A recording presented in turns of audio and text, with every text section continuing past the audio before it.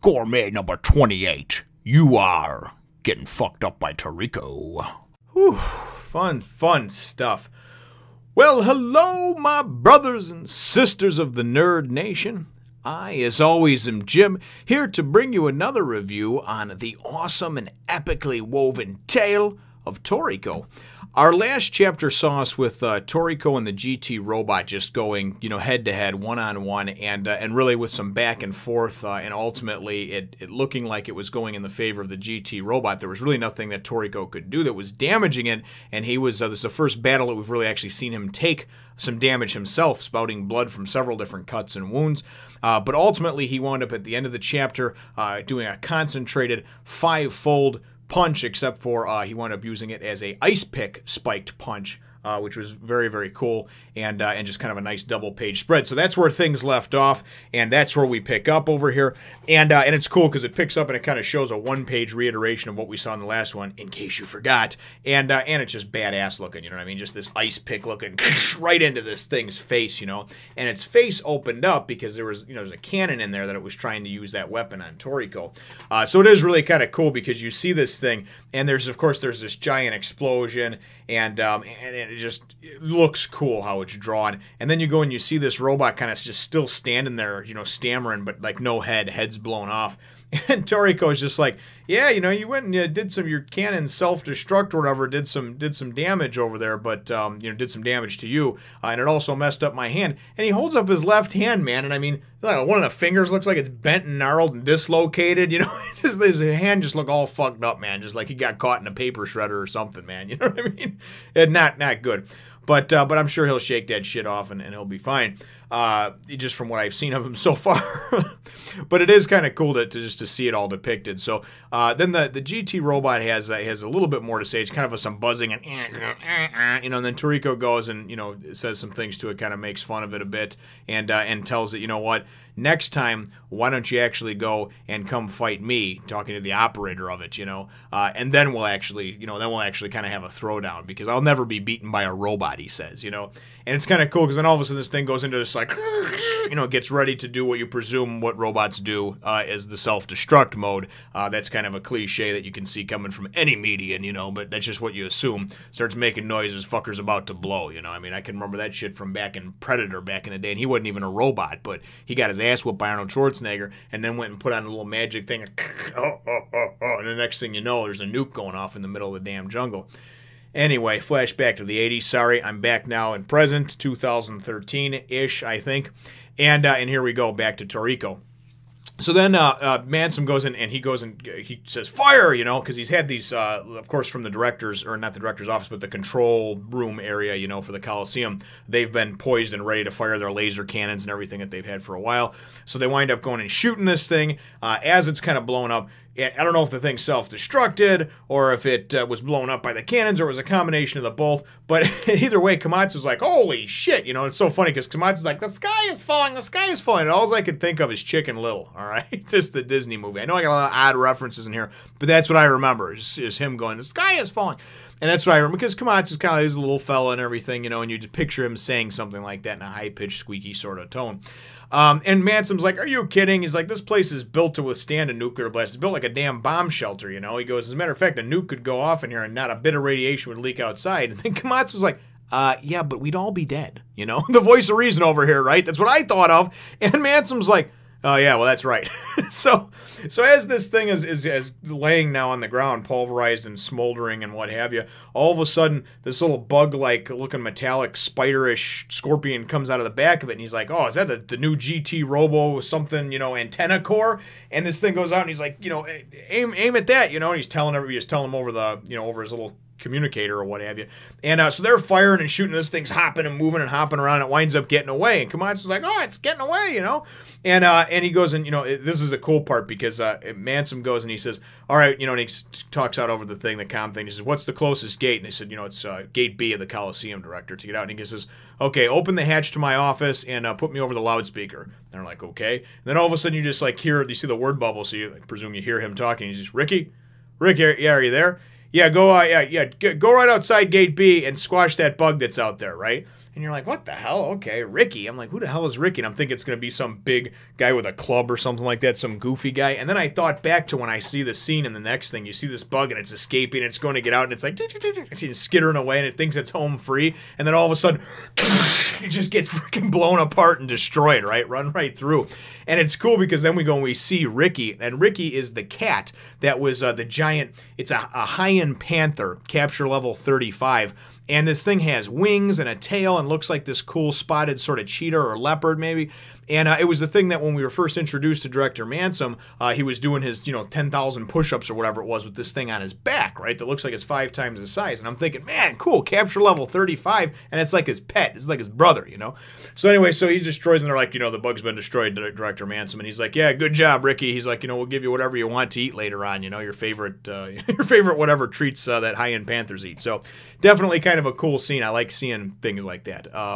So then we go and we go back into the arena.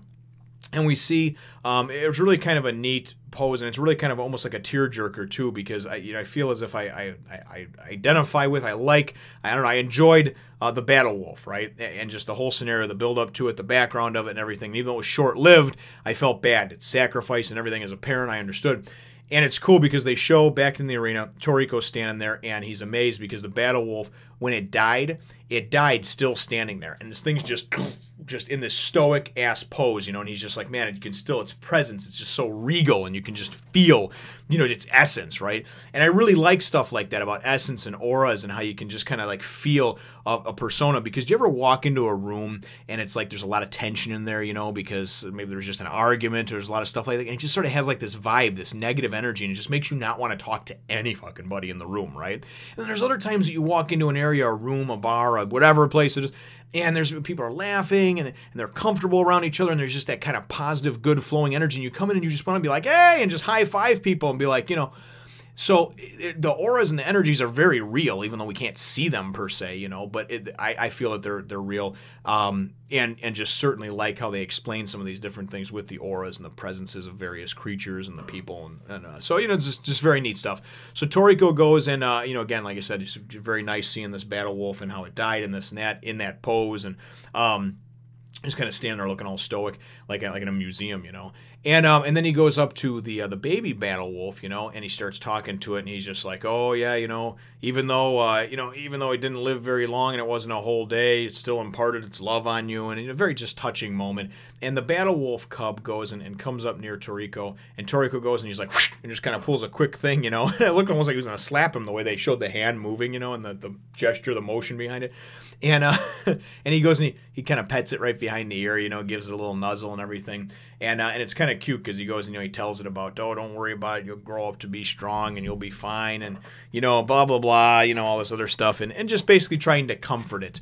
And it really is kind of cute because then it goes and it comes over and brings Toriko it's like a thing of meat, And I'm thinking, hey, where's Luffy? He's got to be around. He's probably hungry for some meat. And but he goes to give it to Toriko, and Toriko is just like, he's just like, no, you went to bring me some of the devil python meat, just kind of like as a thank you. He's like, that's cool, little buddy, don't worry about it. He goes, I killed that robot just because it was, it was pissing me off and I didn't like what it was doing and everything else, I didn't do it to protect you, or directly for you, And he's like, you got to grow up to be big and strong anyway. You go ahead and you take that meal, and he gives it to him. But it's kind of a touching moment, And so then he goes and the thing kind of comes up and goes to nuzzle him, and Toriko goes and he's nuzzling up on him. And if Toriko's bleeding from everywhere too, mind you, he looks like he's really foobarred, His left hand's all messed up, got a lot of blood coming out of him. And like I said, it's the first time we've seen Toriko really face some adversity.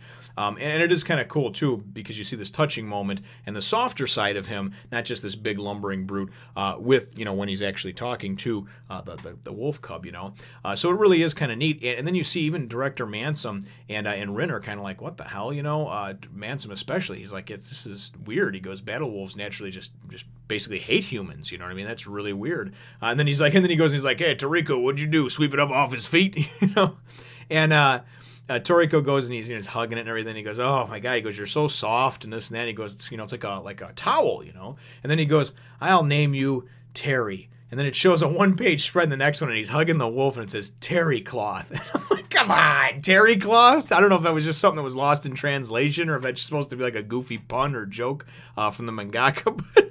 But terry cloth, that's like, it's like a soft robe. It's made out of terry cloth, 100%, so-and-so fibers and this and that, on sale today at Kmart for only $24.99. Anyway, I thought it was very cool though. It was very touching. I just thought the name terry cloth was a little bit goofy. So hopefully, this is actually going to be like maybe Toriko's pet or something like that. Maybe he'll go out with him on some of his little adventures and stuff like that. I really hope it is, and definitely was a cool end to a chapter. So, and that's where things finish off over there. Like I said, there is it's just a very touching moment between him and the wolf cub, and especially because of the fact that Battle Wolf's just supposedly, from what Mansom was saying anyway, you just hate humans. So for this thing to have just a good vibe from Toriko, and to see what he did for him, and to just naturally, even as a scared little cub, come up and get close to Toriko, I think is really cool, and it's a testament to Toriko and the fact that there's more to the character than just being a big muscle-bound idiot. Like he seemed a little bit towards the first half dozen or so chapters. There's a lot of depth to him, and that there's another side to him as well. So really starting to appreciate and like the character Toriko, and some of the background characters as well. My chapter question for you though is, do you think that the Battle Wolf is going to become like his comrade, his compatriot, his whatever, his sidekick? That's what comrade, compatriot. What the hell am I? I'm not Russian, my comrade. Is he going to become like his sidekick? You know what I mean? His little wolfy partner. Which I think would be cool. But comment. What do you think on that? Leave your answer in the comments down below. So do you think that the terry cloth is going to actually be on more adventures with Toriko, and if he and that he's actually going to become his companion, above and beyond just this arc? So, and of course, feel free to hit the thumbs up, the like button if you should think that I deserve it, and even if you don't, I could always use a like, trust me, that they help, and subscribe if you haven't done so already. We look forward to catching all of you in the next one, nation. That GT robot done got fucked up. Toriko went primal on his ass.